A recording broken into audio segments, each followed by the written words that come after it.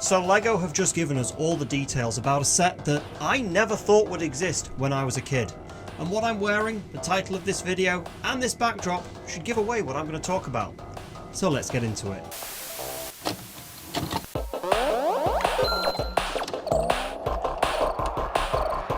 Hello the internet and welcome back to Studio J, or rather, Holodeck J. In fact, computer, run program. That's better. Now we finally have the official word from LEGO about the Star Trek Enterprise D LEGO set. It's here.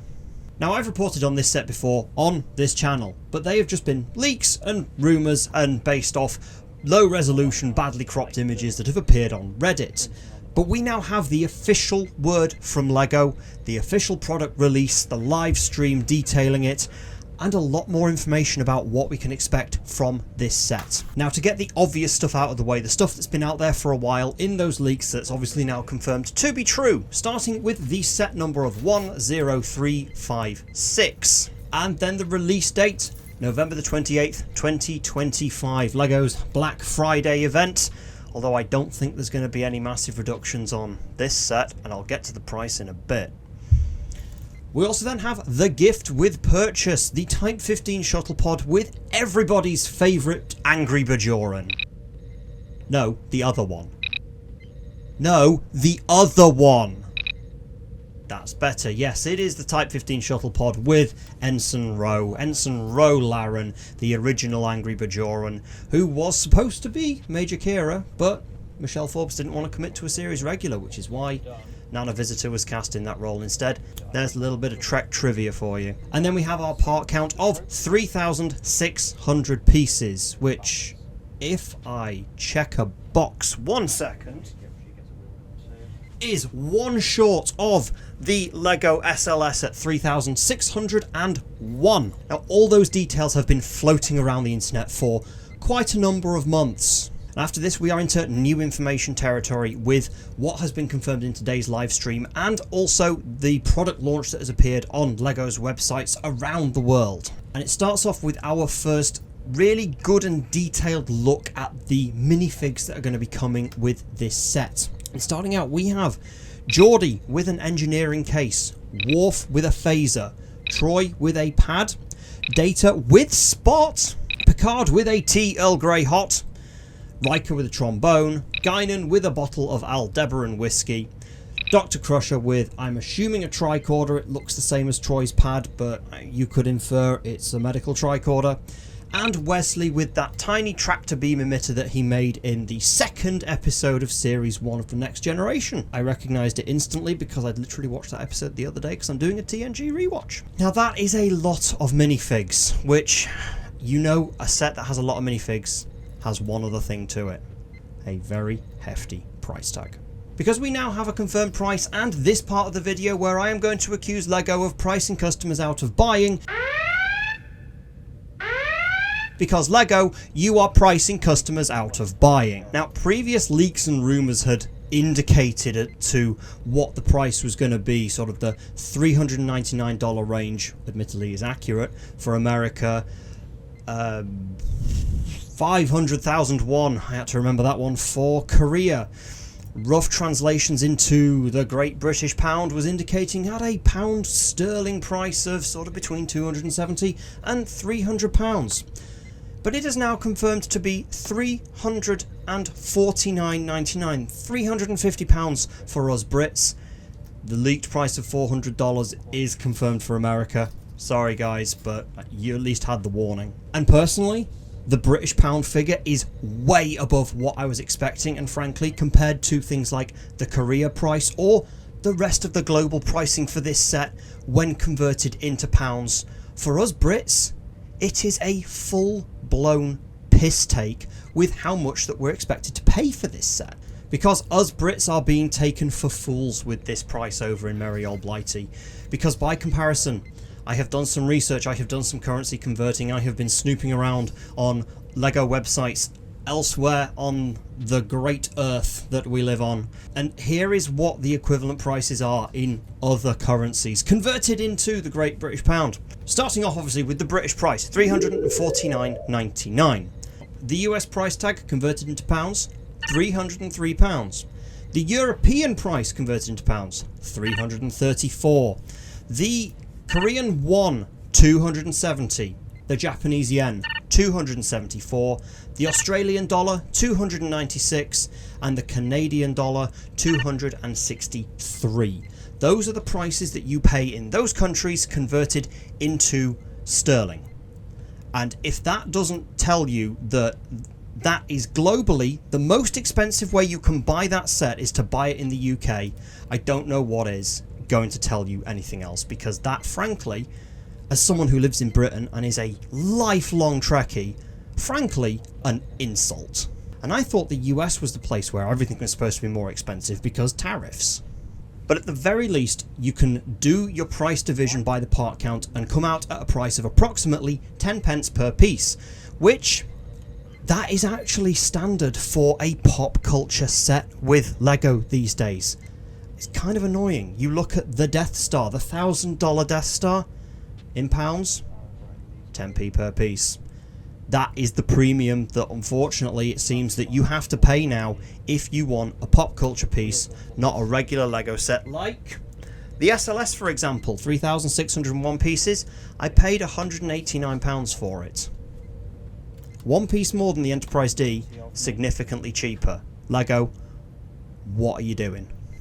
Now, I'm not lucky enough to get this as a review set from Lego, and this is the bit I was hoping, nay, praying I would not have to make on this video for what I'm doing here today, because I have been hyping this set up for months on this channel, only to now be in a position where I can't buy that. That is outside of my price range, £349.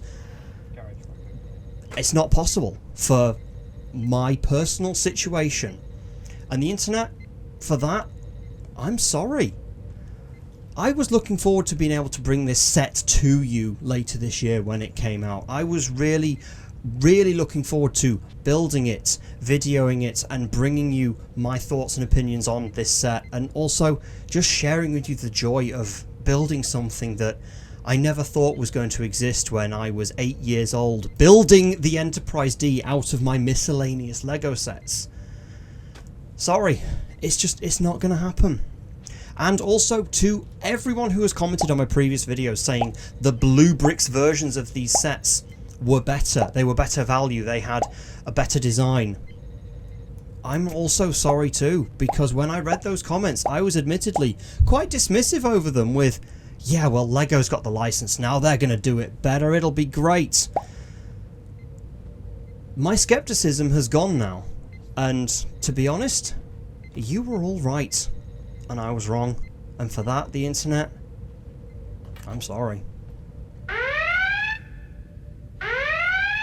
Anyway, the most important part of this set, I'm done with the rant now, I'm actually going to talk about the set in a bit more of an open, honest review style. The most important part about this reveal is that we finally get a good resolution look at the set itself, and it's more than just the low resolution images. We've got the HD quality images from Lego's website now. Now, being an obsessive enough Trekkie to own not just one, but 3 Starfleet uniforms. Okay, costumes. Hello, the internet. Well, that's enough of that. I have a very clear mental image of what this is supposed to look like. So, details like phasers, windows, and other important hull elements are a big point that I'm paying close attention to with this set, and the details that we're seeing. Now, I get that it's not possible to have a fully realised high fidelity surface like you would see in, say, the £1,400 fan home build your own Enterprise D part works. It's Lego, it's made of bricks, so I get it, it's not going to be a studio grade model. But for a set that is going to be setting me back £350 if I were to buy it, if I could buy it, I'm going to be having more than a passing glance at what detailing we're getting, and there is a noticeable lack of it on this set with things like the windows. Not just on the saucer, but everywhere. And I'm wondering why the top of the saucer got a phaser strip and the bottom didn't. But at the very least, the bottom of the saucer, it's got the nice little Easter egg of the captain's yacht. You know, the ship that we knew existed but never saw. And the main shuttle bay, which is something, again, we only ever saw it once, very fleetingly, in one episode. And it's interesting that this set is placing quite a heavy focus on the main shuttle bay as well, because it is an integral part of what I believe to be the best feature of this set, the saucer separation. And I was not necessarily expecting how they were going to implement it or how it was going to work, but integrating the locking mechanism into the main shuttle bay, being a little shuttle coming out that you pull out and then take the saucer off, that is a beautiful piece of LEGO ingenuity, and I do very much tip my hat to that bit of design work. Perfectly done. And another big positive we have with this set, printed parts. There's a lot of printed parts. Doesn't appear to be a lot of stickers, but there is confirmed to be a lot of printed parts, particularly on areas like the nameplate registries, NCC 1701D, USS Enterprise, they're printed parts. The Arboretum windows at the back of the saucer section, printed parts. And the large bay windows that rim the entire edge of the saucer section where 10 forward was is also printed parts. And the best bit, LEGO actually developed 2 new pieces for this set. LEGO develop pieces sparingly. When a set does require new pieces, I mean, again, it attracts a price increase because they've had to go to the trouble of developing new pieces. But this set had to have 2 new curved arch pieces made for getting the saucer into that correct oval shape. And for that, they printed the windows onto them, which is great. I don't think it would have looked as good if they had have been stickers. And speaking of stickers, LEGO has confirmed that there are some stickers on this set. They've not confirmed how many exactly or where they are, but I do think based on what we've seen so far, it's a low number of stickers. It's not 30, 40 or 50 stickers like you see on some other sets. And to be honest, it is overall a good rendering of the iconic headline ship of the Next Generation series. According to the designers, it took them 11 months to design and to get it right. And looking at this, I can see why. Certainly, I think it is a very well designed set, and it's going to be full of Easter eggs. LEGO have confirmed that there's a lot of little Easter eggs inside the set as you build it. No one else will know they're there, but you will, because you'll get it when you build it. So this is going to be as much of a building experience as it is going to be of a, hey look, I've got the LEGO Enterprise D sat on my shelf. I personally though just cannot get behind LEGO's pricing model. In my opinion, it should be at least £60 cheaper, at least. But the internet, what do you think? Is this within your budget? Will you be getting it? Let me know down in the comments below, and one day I might get it. I just won't be paying the price that LEGO are asking. Anyway, the internet, thank you so much for watching this little video, this little breakdown of what we're expecting to see, and also unhinged rant from me about I can't buy this shit. If you are lucky enough to get this set under your Christmas tree this year, well, you have this YouTuber's envy. I will see you out there. Bye for now.